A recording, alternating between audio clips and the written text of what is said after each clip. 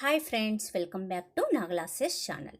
ఇవాళ నేను మీకు ఒక అద్భుతమైన ఒక టీనండి, అదే కషాయం కూడా అనొచ్చు.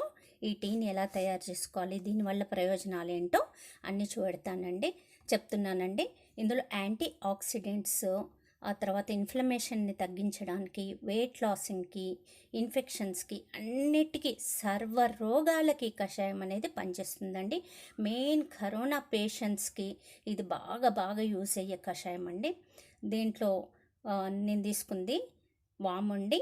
వాములో ఇన్ఫ్లమేషన్ని తగ్గించే గుణాలు ఉన్నాయండి. అలాగే జీలకర్రను కూడా తీసుకున్నానండి. జీలకర్ర కూడా నొప్పులకి, నరాల దానికి బాగా పనిచేస్తుందండి. నరాల నొప్పులు, మోకాళ్ళ నొప్పులు, డైజెషన్కి, వెయిట్ లాసింగ్కి. అలాగే మెంతులు కూడా తీసుకున్నానండి. మెంతులు ఏమంటే డయాబెటిక్ని తగ్గిస్తుందండి. అలాగే మెంతుల్లో ప్రోటీన్, ఐరన్, B6, ఆర్థరైటిస్ ప్రాబ్లంకి మంచి గుణాలు ఉన్నాయండి. ఇది ఆఫ్టర్ కరోనా పేషెంట్స్ తీసుకోవడం వల్ల బాడీ పెయిన్స్ తగ్గుతుందండి. అలాగే ఎవరైనా కానీ 21 days యూజ్ చేయొచ్చండి. కషాయాన్ని ఎలా తయారు చేయాలంటే, మొదలు ఒక గిన్నెలో 2 స్పూన్ల మెంతులు వేసాను. ఆ తర్వాత 1 స్పూను వాము వేసానండి. అలాగే 1 స్పూను జీలకర్ర వేసానండి. ఈ అన్నిట్లో ఇన్ఫెక్షన్స్ని తగ్గించేది కానీ, ఇన్ఫ్లమేషన్ని తగ్గించేది కానీ, వెయిట్ లాసింగ్, గ్యాస్, డైజెషన్, ఆ తర్వాత లివర్, వీటన్నిటికీ మేలు చేసే ఈ గుణాలే ఉన్నాయండి.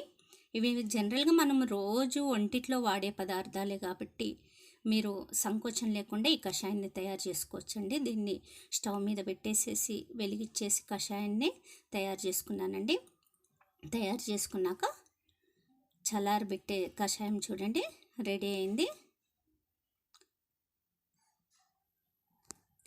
తర్వాత ఈ కషాయాన్ని వడగట్టుకోవాలండి. దీంట్లో నిమ్మకాయ రసాన్ని కూడా నేను పిండానండి. నిమ్మకాయ రసంలో C విటమిన్ కూడా ఉంటుంది కదా అండి.